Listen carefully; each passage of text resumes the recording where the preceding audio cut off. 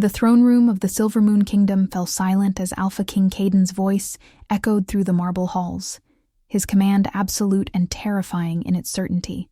Ilara stood before him, her hands trembling slightly as she clasped them together, trying to maintain the composure expected of a palace healer, even as her heart hammered against her ribs. She had been summoned without warning, pulled from the healing ward where she had been tending to elderly pack members, and now she faced the most powerful alpha in the Northern Territories, with no understanding of why.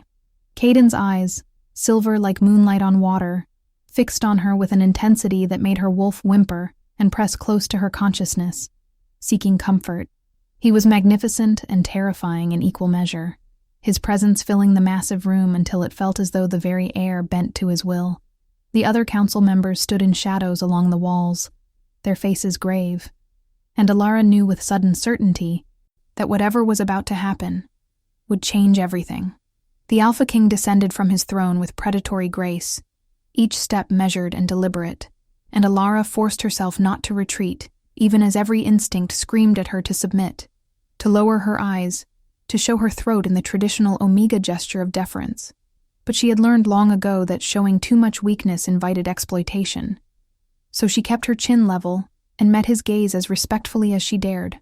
When he finally spoke, his voice was low and controlled, the kind of calm that preceded storms. He told her that the Shadowfang Pack, their sworn enemies for 3 generations, were planning an attack that would devastate the Silver Moon territories. He told her that intelligence suggested they were amassing weapons and training warriors in unprecedented numbers. He told her that she, with her unusual combination of healing abilities and unremarkable Omega status, was the perfect candidate to infiltrate their lands and discover their true intentions. The mission was simple in its brutality: gain their trust as a wandering healer seeking refuge, learn their secrets, and report back everything she discovered. Failure was not an option, and betrayal would be met with execution. Ilara felt the blood drain from her face as the implications settled over her like a suffocating blanket. She wanted to refuse, wanted to explain that she was a healer, not a spy, that her gifts were meant to preserve life, not enable warfare, but the words died in her throat when she saw the absoluteness in Kaiden's expression. This was not a request. This was a command from her Alpha King, and refusal would mark her as a traitor to her own pack. She thought of her small cottage on the edge of the palace grounds, of the garden where she grew medicinal herbs, of the peaceful life she had carefully constructed after years of hiding the true extent of her abilities.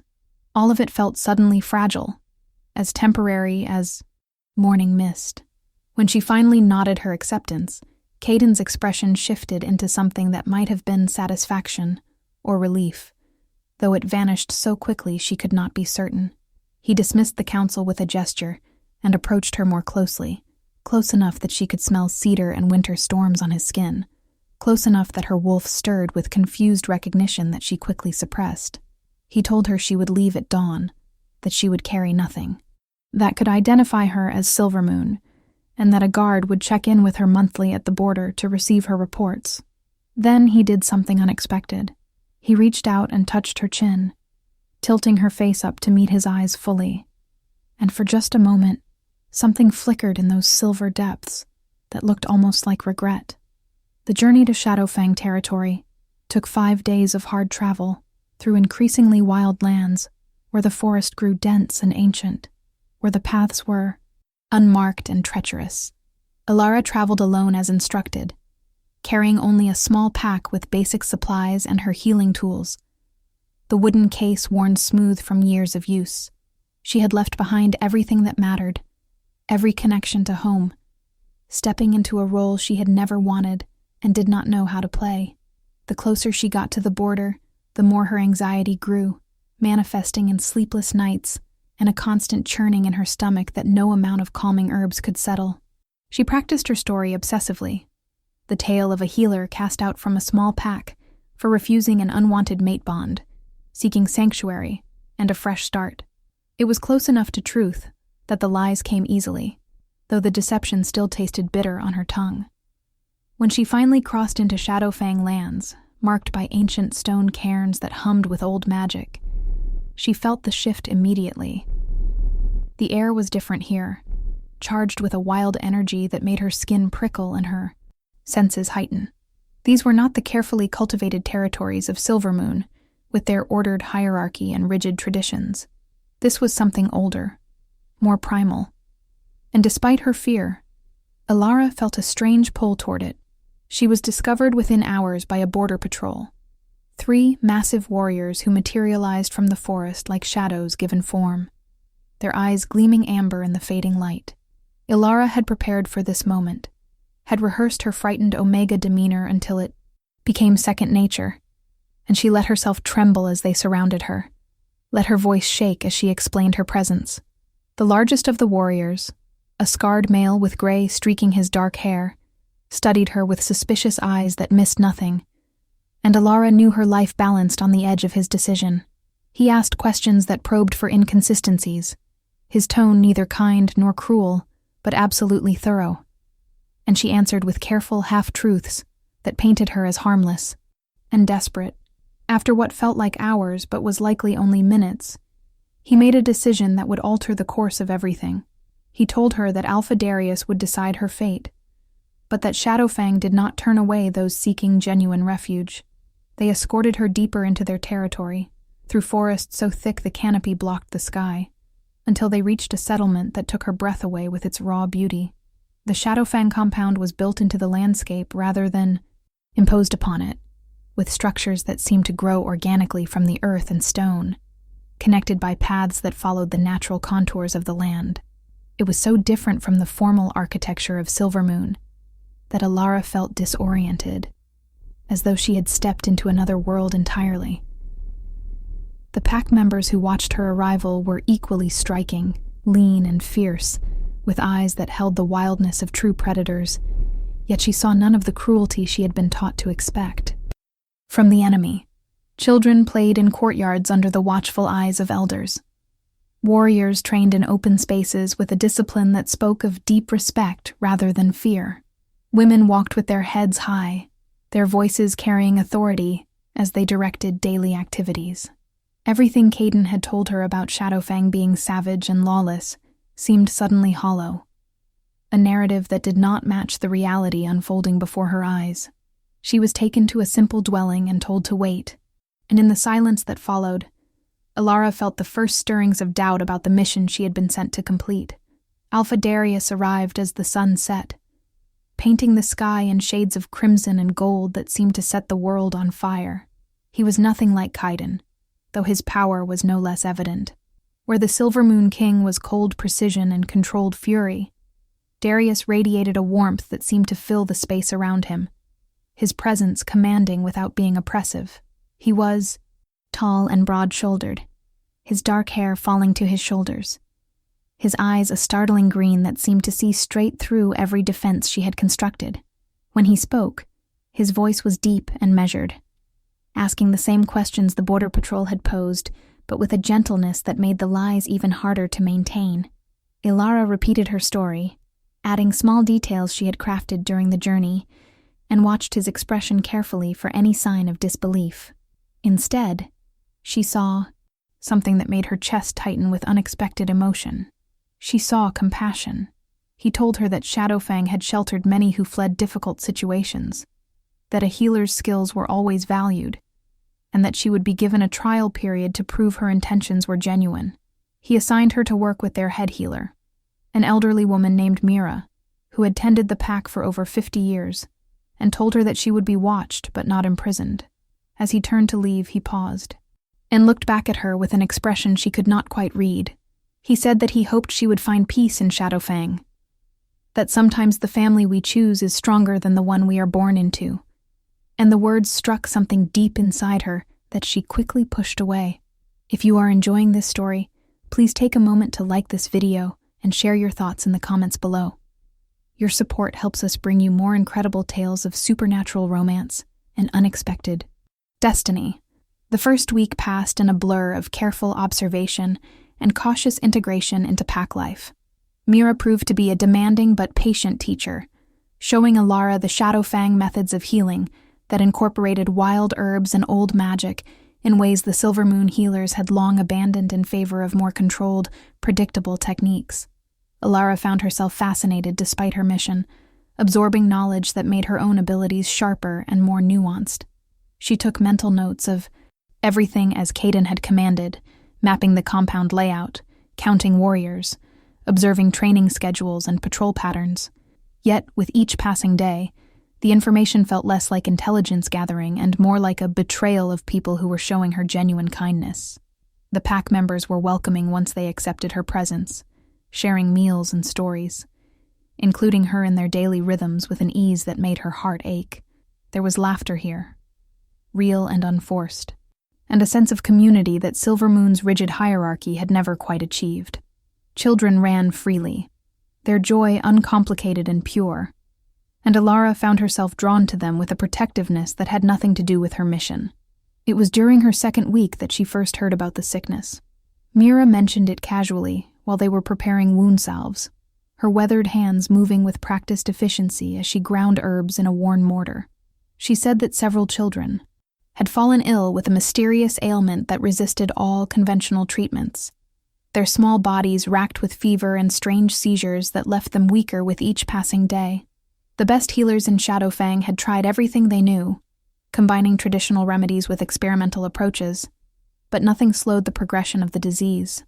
3 children had already died, and 5 more were currently suffering, their conditions deteriorating despite round-the-clock care. Mira's voice cracked slightly as she spoke of them. These little ones she had helped bring into the world and now could not save. And Alara saw tears gathering in the old healer's eyes that she quickly blinked away.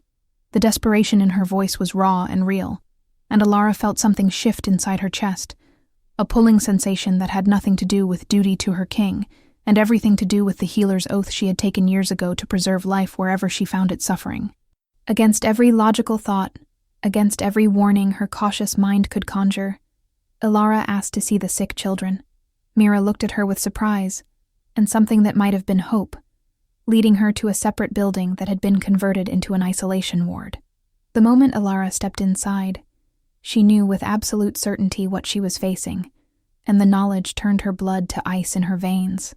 The symptoms were unmistakable to someone with her particular gifts, the specific pattern of fever and seizures, the way the children's energy fields flickered and dimmed like candles struggling against wind.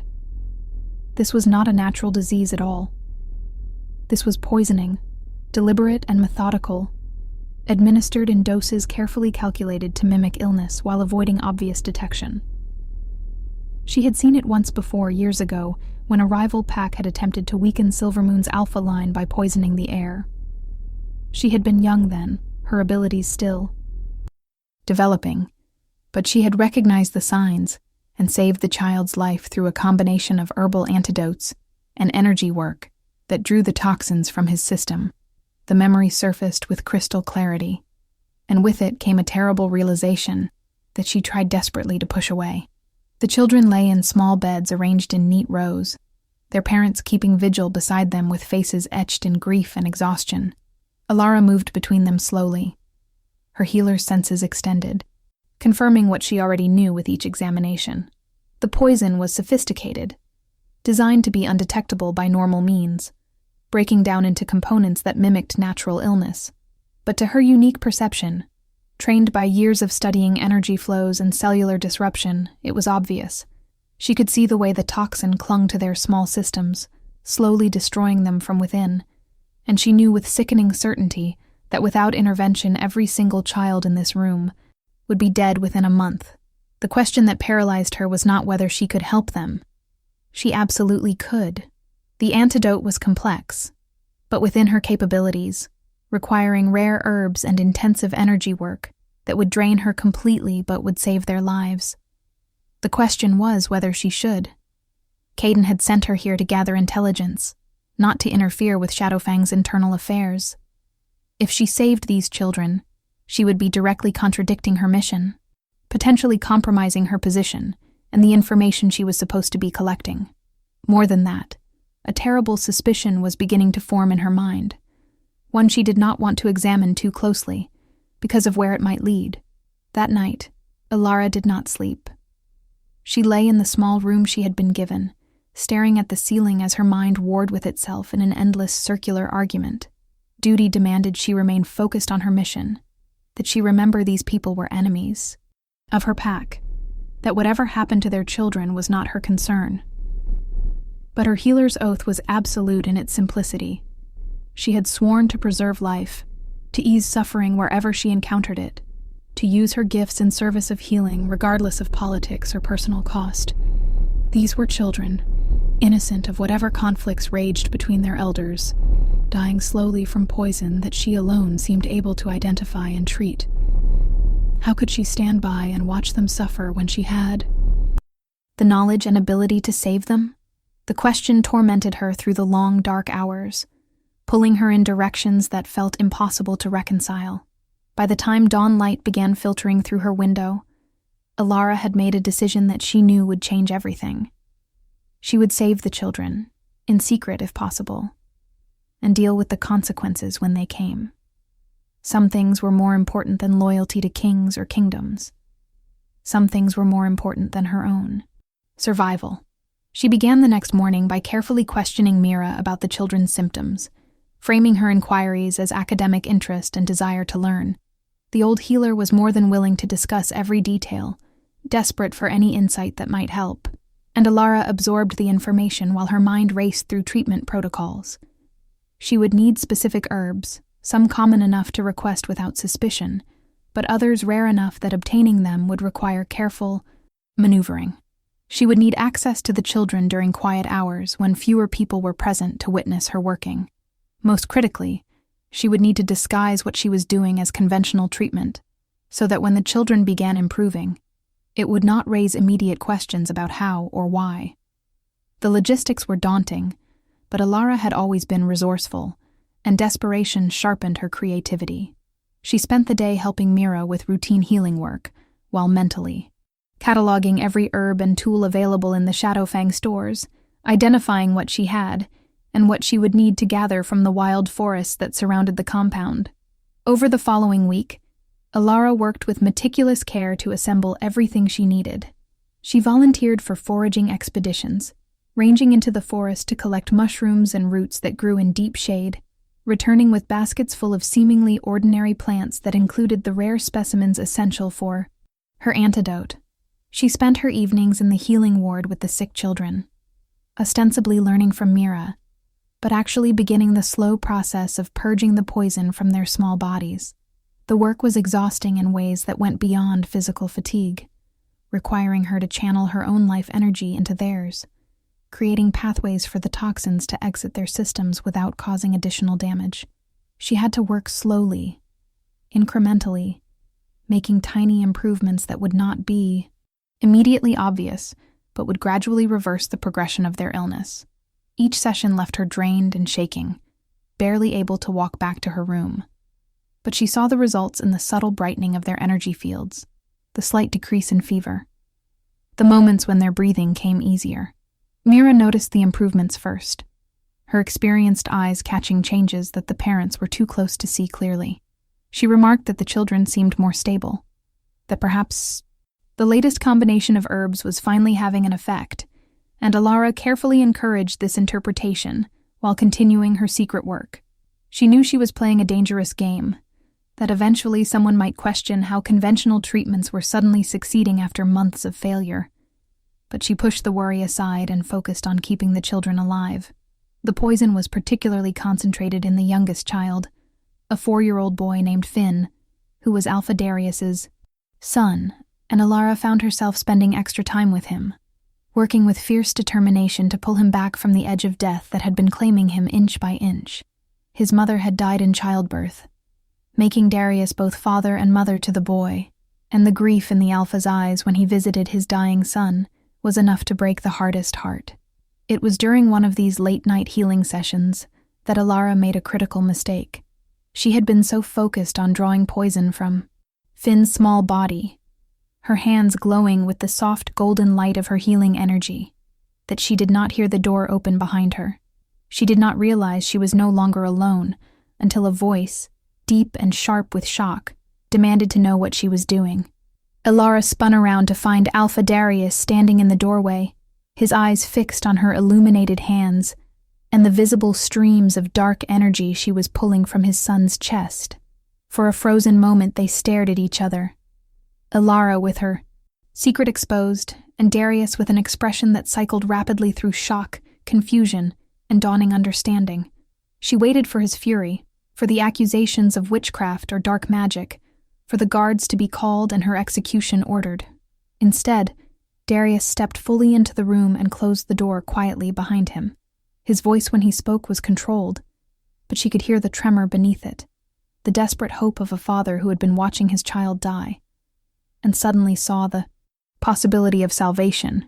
He asked her what she was doing, and Ilara made a decision in that moment to tell him the truth, or at least as much truth as she dared. She explained that the children were not sick with a disease but were being poisoned, that she had recognized the symptoms because she had seen them before, that she had the ability to purge the toxins from their systems, but the work was slow and exhausting. She did not tell him she was from Silver Moon, did not reveal the mission that had brought her here, clinging to that last secret, even as she exposed so much else.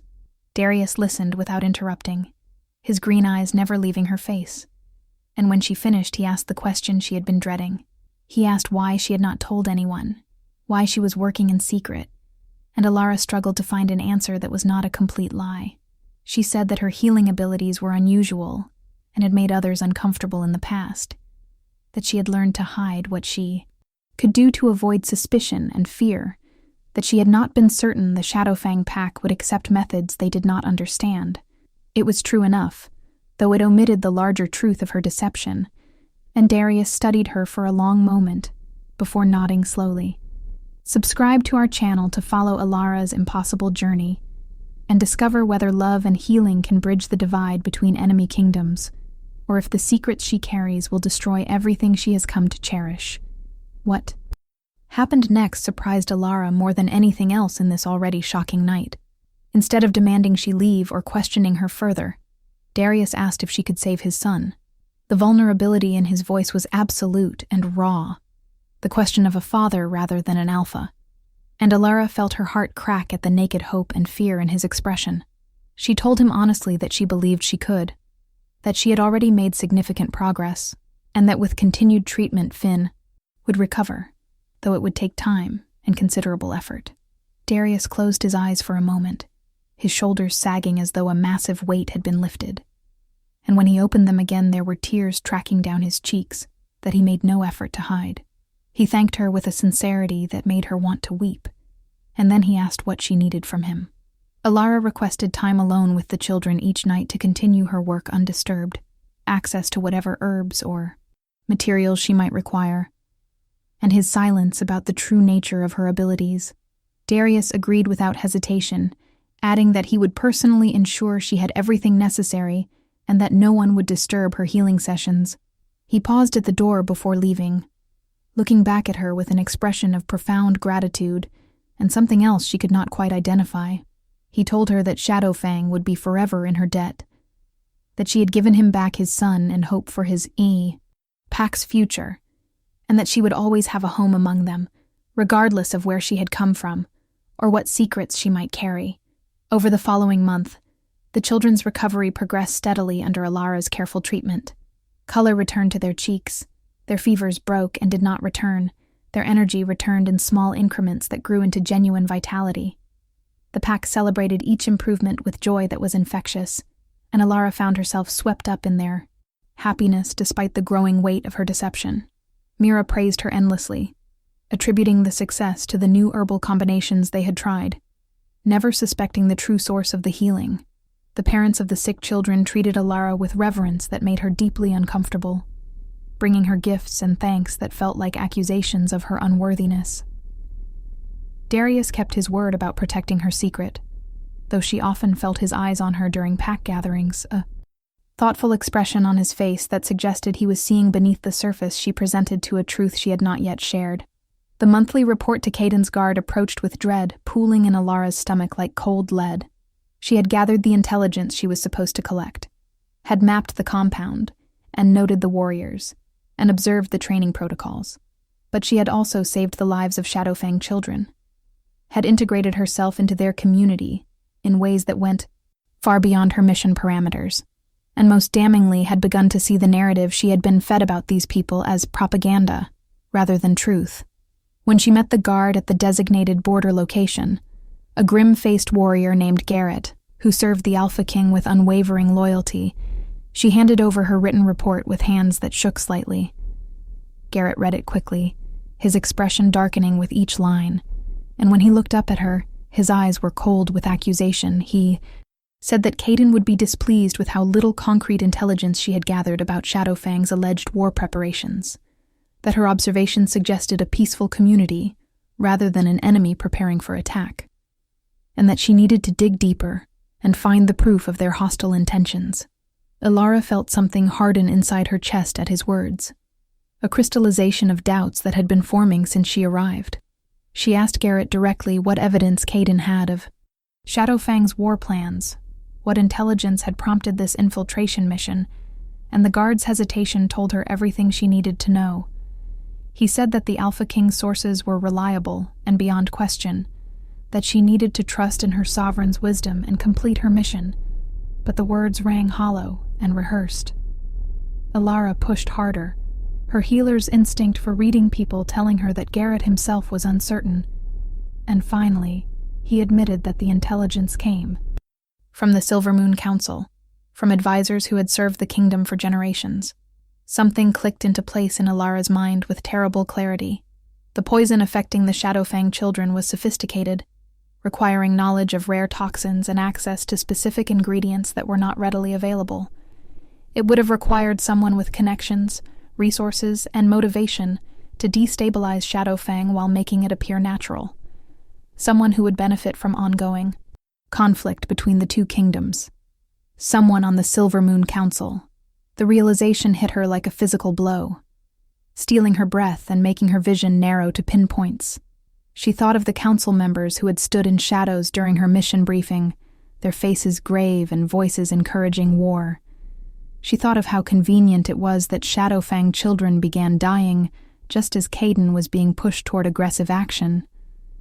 She thought of how perfectly this crisis would justify an attack on a weakened enemy.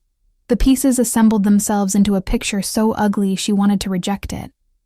But her healer's training in observation and logic would not let her look away from the pattern. Someone in Silvermoon's inner circle was poisoning children to manufacture a war, and she had been sent here not to gather intelligence, but to provide justification for aggression that was already planned. She was not a spy. She was a pawn in someone else's game, and the children she had saved were meant to die to serve a political agenda so corrupt it made her physically ill. Garrett watched her face change, seeing something in her expression that made him step back with his hand moving toward his weapon. He demanded to know what was wrong, his voice sharp with suspicion, and Ilara made a split-second decision that would mark her as a traitor to her kingdom, but would align her with something more important than national loyalty. She told Garrett that there would be no more reports, that Shadowfang was not preparing for war, and that any intelligence suggesting otherwise was fabricated, and that she would not be part of whatever scheme was pushing the kingdoms toward conflict. Garrett's face flushed with anger, and he told her that refusing her mission was treason, that Caden would have her executed for betraying his direct command, that she was throwing her life away for enemies who would turn on her the moment they learned what she truly was. Ilara met his furious gaze with a calm she did not feel, and told him to report exactly what she had said to the Alpha King.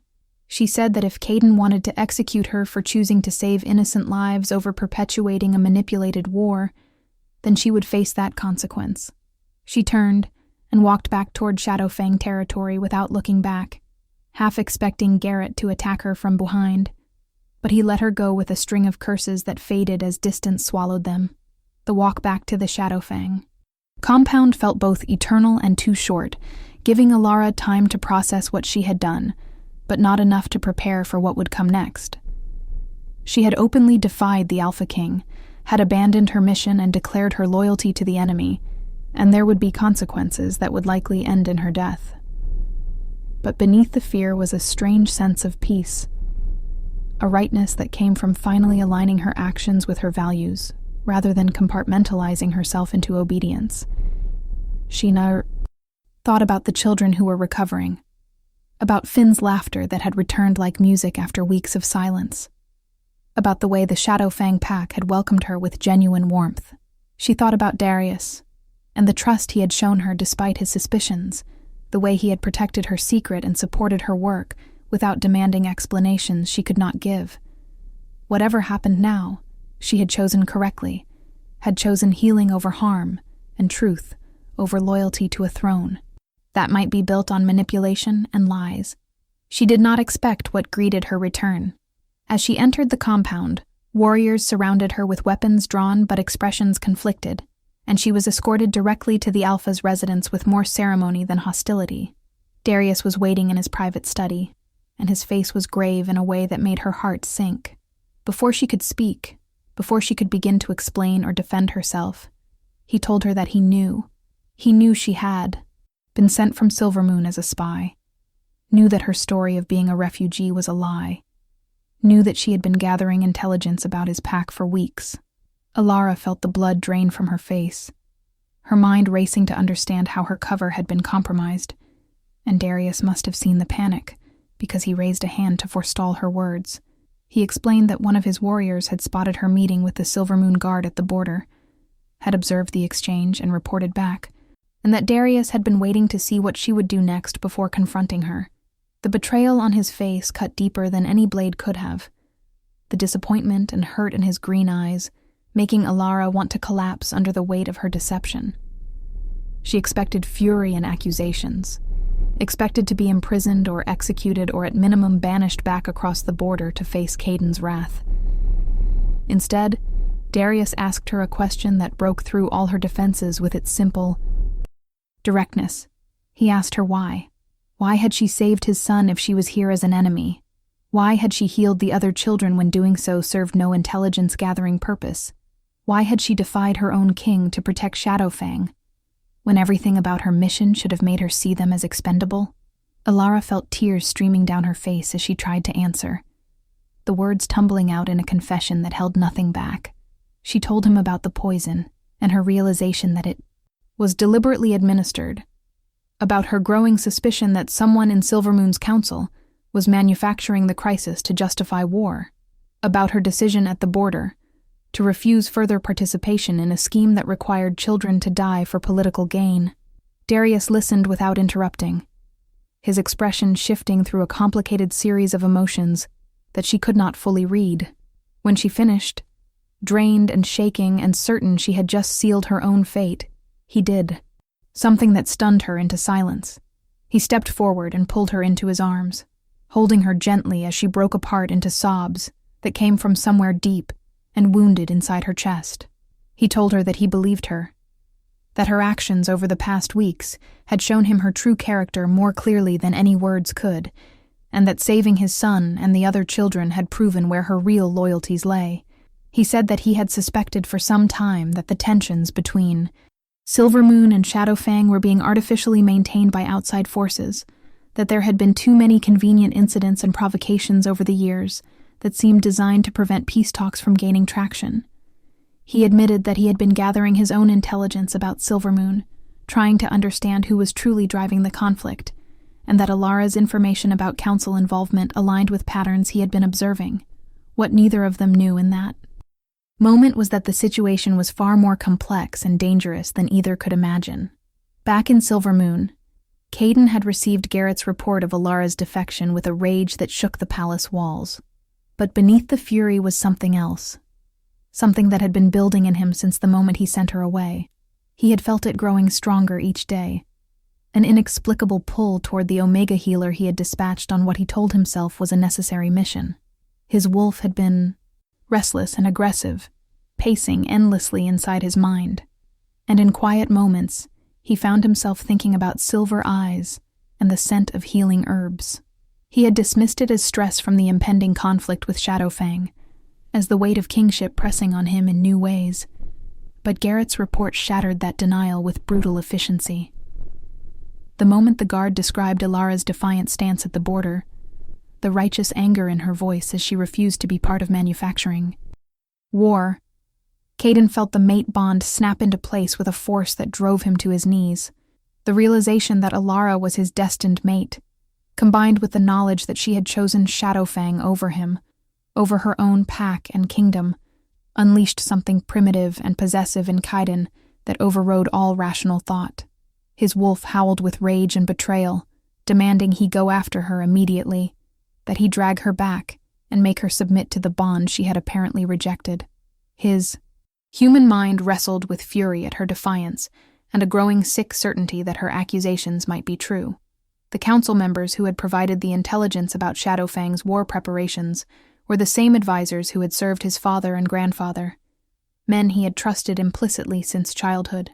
The thought that they might be manipulating him, using his authority to perpetuate a conflict that served their own interests, was almost too much to process. But he could not ignore the evidence, could not dismiss the fact that Alara had thrown away her safety to save children who were supposedly his enemies. A spy seeking favor would not do that. A healer operating from genuine conviction would. Kaiden called an emergency council session that night, his temper barely controlled as he faced the men who had guided his rule since he took the throne at 19, after his father's sudden death. He demanded to see all intelligence regarding Shadowfang's alleged war preparations, insisted on reviewing the sources and methods used to gather information, and watched carefully as the council members exchanged glances that were just a fraction too quick, too coordinated. The head counselor, an elderly alpha named Marcus, who had served the Silvermoon throne for 40 years, presented documents and reports that on the surface appeared legitimate. But Kaiden was looking now with different eyes, seeing patterns he had missed before, noticing inconsistencies in timelines and convenient gaps in verification. When he pushed for specific details about sources, Marcus became defensive in a way that set off alarm bells in Kaiden's mind. The other council members rallied to support Marcus's version of events, their voices raised in unified insistence that the intelligence was solid and that action against Shadowfang was necessary for kingdom security. But one council member remained silent throughout the debate, a younger alpha named Theron, who had always been less aggressive in his recommendations, and who now looked increasingly uncomfortable with the direction of the conversation. Kaiden dismissed the others and asked Theron to remain, using the full weight of his authority to demand complete honesty. What emerged over the next hour was a confession that turned Kaiden's world inside out and confirmed his worst fears. Theron admitted that Marcus and his inner circle had been manufacturing crises with Shadowfang for years, that they had orchestrated incidents and manipulated intelligence to maintain a state of perpetual near war that kept them essential and powerful. He revealed that the poisoning of Shadowfang children had been Marcus's idea, a way to weaken their fighting force, while creating sympathy that would make aggression seem justified. He explained that certain council members had been profiting from the conflict through weapons contracts and border trade disruptions, that they had built personal fortunes on the suffering of both kingdoms. Most damningly, he confessed that they had been slowly poisoning Kaiden himself, low doses designed to cloud his judgment and make him more susceptible to their suggestions, keeping him reactive and angry rather than thoughtfully analytical. The betrayal was so absolute and comprehensive that Kaiden struggled to process it, his hands shaking with rage as the full scope of the manipulation became clear. These men he had trusted, who had sworn oaths to serve the kingdom, had been using him as a puppet to enrich themselves and maintain power.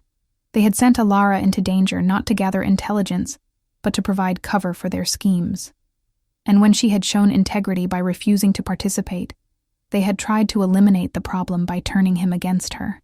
The mate bond pulsed in his chest, connecting him to Alara across the distance that separated them, and he felt her distress like a physical pain that drove him to action. He had Theron place the corrupt council. Members under immediate arrest, had guards loyal to him personally secure all documents and communications, and began the process of unraveling decades of corruption that had rotted the kingdom from within.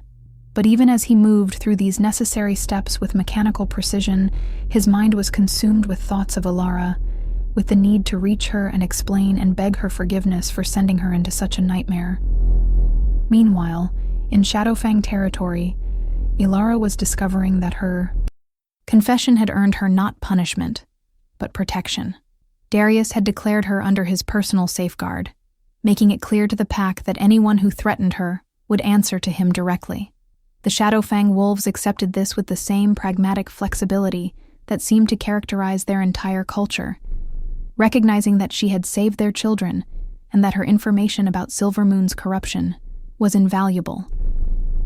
But Alara could not settle into the safety being offered, could not find peace even as she continued treating the last effects of poison in the recovering children. She felt pulled in two directions, torn between the home she had found in Shadowfang and something else, something she did not fully understand, but that grew stronger each day. It manifested as dreams of silver eyes and cedar scent, as an ache in her chest that had no physical cause, as a restlessness that made her pace at night, unable to sleep. She confided in Darius during one of their evening walks through the compound, the Alpha having taken to seeking her company in ways that felt almost like friendship.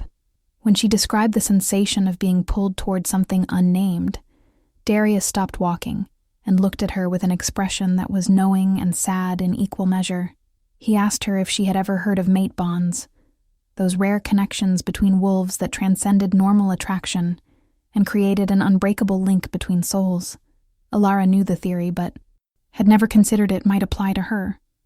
An ordinary Omega, with no pack standing or notable lineage. But Darius's next words made her world shift on its axis. He said that what she was describing sounded like the beginning stages of a bond, that the pull and dreams and physical ache were all classic symptoms, and that the most likely candidate for her mate was someone she had been near recently who had triggered her wolf's recognition, someone like the Alpha King who had sent her on this mission. The suggestion made Alara want to laugh at the absurdity, even as something deep inside her resonated with the truth of it.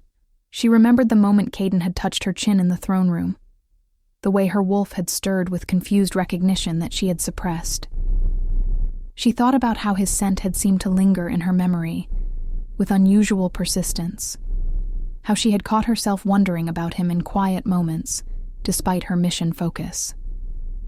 The idea that the mate bond could be forming between her and the king who had used her as a pawn, who had sent her to spy on enemies he had been manipulated into seeing as threats, seemed like cosmic irony of the cruelest kind. But Darius explained that mate bonds did not care about convenience or timing, that they formed according to deeper laws than human understanding could fully grasp, and that denying or ignoring the bond would only cause both parties increasing pain until they either accepted it or went mad from the dim separation. If this tale of impossible choices and forbidden connections has captured your heart, please share it with others who love stories of courage that transcends loyalty and healing that defies kingdoms. Before Alara could fully process this revelation, before she could begin to sort through the implications of being mated to an enemy king, the situation escalated in ways that forced all personal concerns aside. A Shadowfang border patrol returned with urgent news that a Silvermoon force was approaching, not the usual small guard detachment, but a significant war party that suggested serious intent. Darius immediately mobilized his warriors, preparing defenses while sending messengers to allied packs requesting support, and the compound transformed from peaceful community to military operation with frightening efficiency. Alara felt panic rising in her throat, the knowledge that she had somehow triggered this conflict through her defection making her sick with guilt. She found Darius in the command center and begged him to let her go out under a flag of truce, to try to speak with whoever led the Silvermoon force and explain the truth about the council's corruption before blood was shed. Darius looked at her as though she had lost her mind, pointing out that she was a known defector who would likely be killed on sight if she approached Silvermoon warriors, and that even if they listened, she had no proof of her claims that would convince them to stand down. But Alara was desperate, unable to bear the thought of war between these kingdoms, when she knew the truth of how it had been manufactured, and she pressed her case with passionate intensity. She argued that she had to try, that even if the chance was small, it was better than letting people die for lies, and that if she was truly under Darius's protection, then he should honor her choice to risk herself for peace. The Alpha struggled visibly with the decision, his protective instincts warring with recognition of her autonomy And finally, he agreed with conditions. He would send a small delegation with her under truce banners, warriors who could extract her quickly if the meeting went badly, and she would have exactly 1 hour to make her case before they pulled back to defensive positions.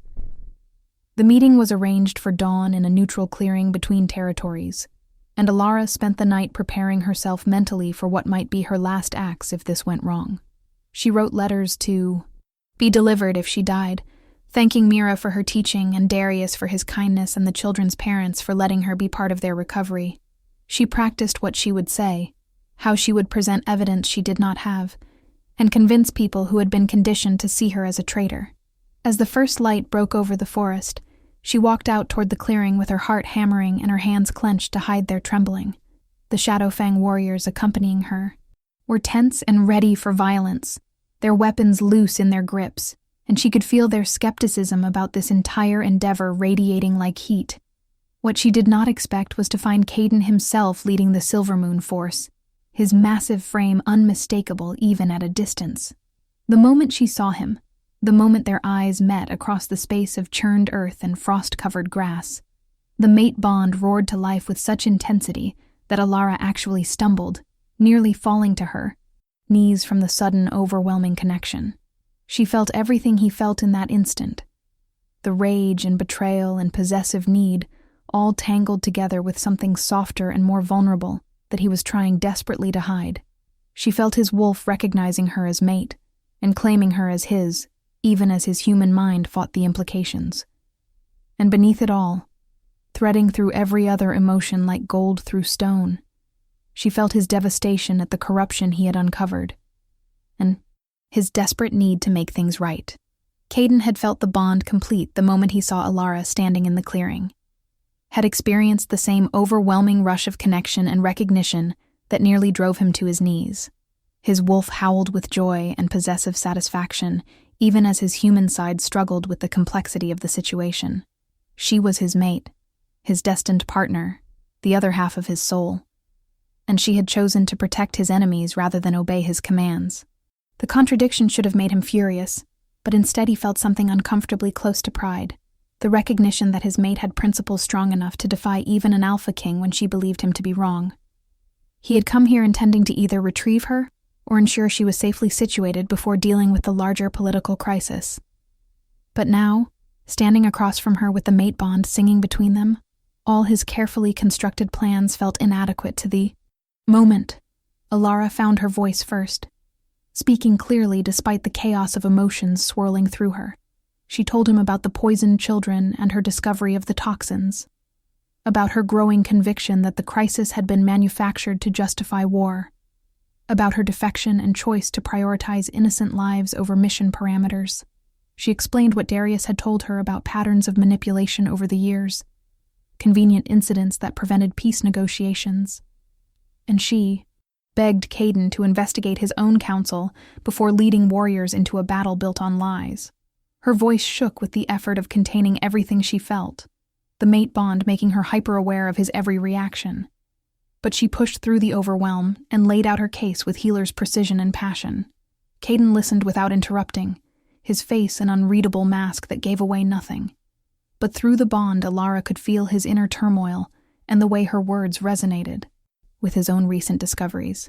When she finished, silence stretched between them, heavy with possibility and danger. The warriors on both sides were poised for violence, awaiting signals from their respective leaders, and the wrong word could turn this clearing into a bloodbath. Finally, Caden spoke, his voice carrying clearly in the cold morning air. He told her that she had been right to defy him, that her suspicions about the council were accurate, and that he had uncovered the full scope of their corruption.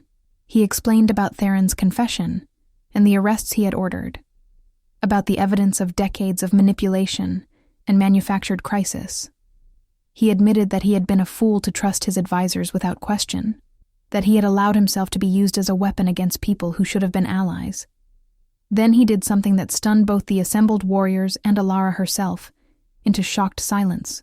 He walked forward alone, leaving his warriors behind, crossing the bow, neutral ground until he stood directly in front of her. At this distance, she could see the exhaustion in his face, the weight of betrayal and revelation that had aged him in the weeks since she had left. He told her that he felt the mate bond, that he understood now why she had seemed to haunt his thoughts from the moment he sent her away, and that he would not use their connection to manipulate or claim her against her will. He said that she had shown more courage and integrity in defying him than most wolves showed in a lifetime of obedience, and that he was offering not a command, but a request. He asked if she would return with him to Silvermoon, not as a prisoner, but as his mate and future queen, to help him root out the corruption and rebuild the kingdom on principles of actual justice, rather than manufactured conflict. Ilara looked past him to where Darius stood with the Shadowfang warriors, the Alpha who had protected her, and believed her, and given her a home when she needed one most. She felt torn between two loyalties, two possible futures, and the weight of the decision pressed on her like physical force. But Darius, reading her conflict in the way good friends can, stepped forward himself until the three of them stood in a triangle that somehow felt like it balanced on the edge of changing history. The Shadowfang Alpha looked at Caden with assessment rather than hostility and asked the question that needed answering. He asked what guarantee Ilara would have of her safety, what assurance that she would not simply be used again by those who had already betrayed her trust once, and what role Shadowfang would play in whatever came next. Caden met his gaze steadily and answered with a directness that allowed no misinterpretation. He said that Ilara would be his equal in all things, that her voice would carry the same weight as his in matters of kingdom policy, and that anyone who threatened or undermined her would face his personal wrath. He acknowledged that trust had to be earned, not commanded, and that he was prepared to prove his sincerity through actions rather than words. Most significantly, he proposed something that had never been attempted in generations. He suggested a formal alliance between Silvermoon and Shadowfang, an end to hostilities and the beginning of cooperation that would serve both kingdoms better than the manipulated conflict ever had. He offered to begin the process by bringing the corrupt council members to trial, with Shadowfang representation included, a transparent accounting of their crimes that would demonstrate good faith and commitment to justice. Darius considered this for a long moment, his green eyes moving between Caden and Ilara as though measuring weights only he could see. Finally, he nodded slowly and said that Shadowfang would accept the alliance proposal, but with conditions. He wanted regular diplomatic contact between the kingdoms, wanted the freedom to verify that Ilara was treated with the respect and autonomy she deserved, and wanted a voice in determining what happened to the council members whose schemes had killed Shadowfang children. Caden agreed to all terms without hesitation, and the two alphas clasped forearms in the traditional gesture of alliance, while their respective warriors watched with expressions ranging from shock to cautious hope. It was not peace yet, not truly, but it was the foundation on which peace could be built. Ilara stood witness to this historic moment, feeling the weight and significance of it settling into her bones.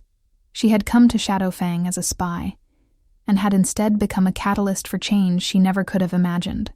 The decision to save the children, to defy unjust orders, and choose healing over harm, had set in motion events that were now reshaping the political landscape of both kingdoms. When Caden turned back to her and extended his hand, not as a command, but as an invitation, she took it and felt the mate bond settle into place with a rightness that went beyond logic or strategy. She did not know what the future held, did not know if she could truly trust this Alpha King who had sent her into danger, or if the corruption in Silvermoon went deeper than they had yet discovered.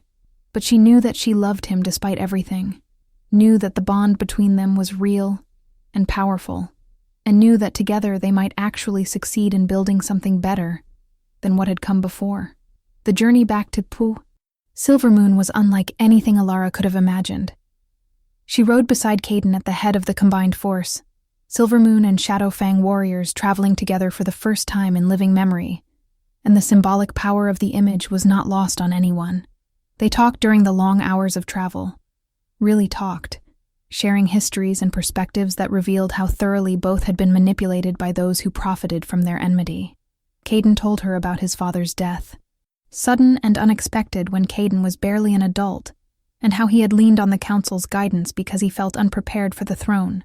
He admitted that he had never questioned their advice because they had been his father's trusted advisors, had never considered that they might have their own agendas separate from kingdom welfare.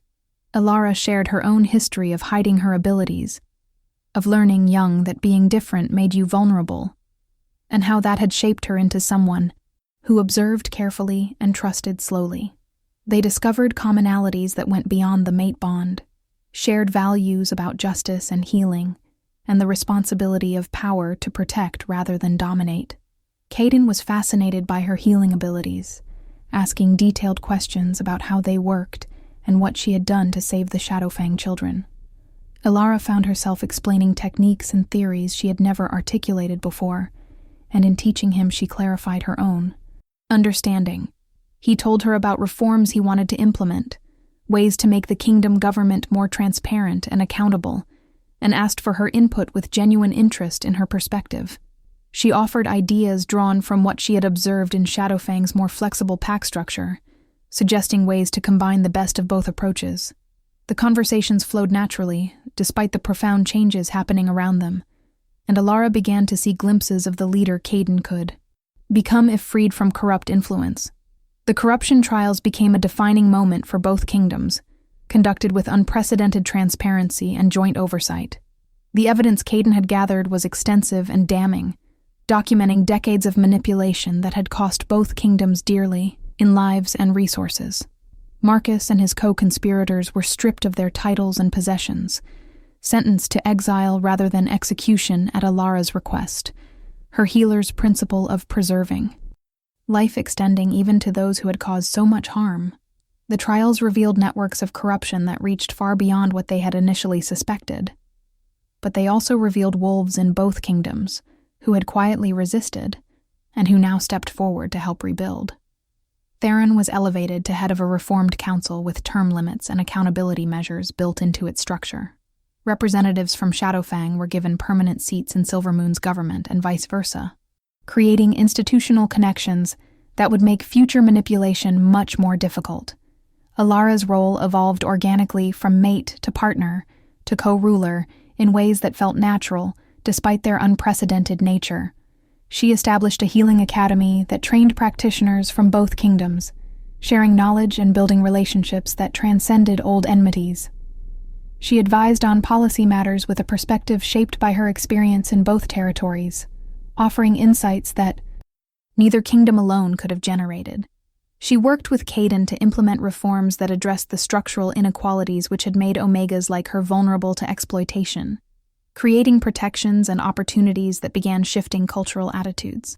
Her influence was quiet but pervasive, and she became beloved in both kingdoms as the healer queen who had chosen peace over convenience. The mate bond deepened over months and years, growing from initial connection into something profound and irreplaceable. Caden learned to trust her completely, to value her counsel and respect her autonomy, even when it meant accepting decisions he personally disagreed with. Elara learned to see past his Alpha King exterior to the male underneath who struggled with self-doubt and who genuinely wanted to be worthy of the power he held.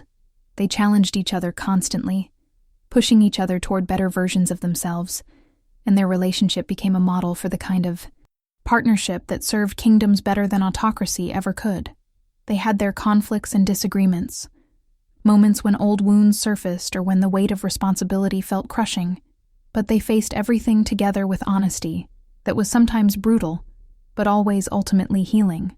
The children Elara had saved grew up healthy and strong, living symbols of what choosing compassion over duty could accomplish. Finn, Darius's son, became particularly attached to her, and she watched him develop into a thoughtful young wolf who carried his father's strength, tempered with genuine kindness. The bonds between Silvermoon and Shadowfang deepened through trade and cultural exchange, through shared festivals and combined training programs, through marriages that crossed old boundaries and created new networks of family. The alliance was not always smooth, old prejudices and suspicions taking time to fade, but the foundation was solid and the commitment genuine on both sides. Years later, when Elara stood on a balcony overlooking the combined territories that had become something new and better than either kingdom alone, She thought about the moment she had decided to save those children against all orders and logic. She had not known then where that choice would lead, had not understood that healing could be revolutionary, or that defying unjust authority could reshape nations. She had simply seen suffering and possessed the ability to ease it, and had chosen to act according to values deeper than loyalty to thrones or kingdoms.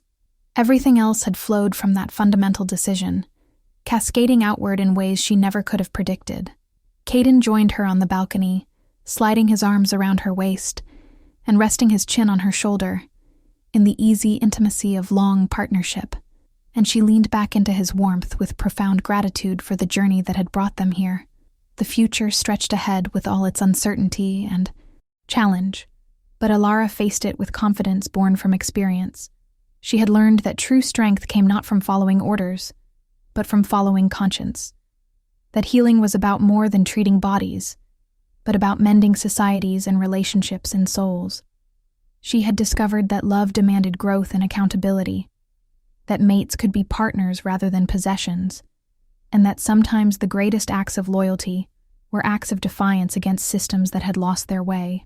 Most importantly, she had proven that one person choosing compassion over convenience, choosing healing over harm, could indeed change the world. The children playing in the courtyards below were growing up in a world she had helped create, one where old enmities were stories of the past rather than blueprints for the future, and that legacy was worth every risk she had taken along the way.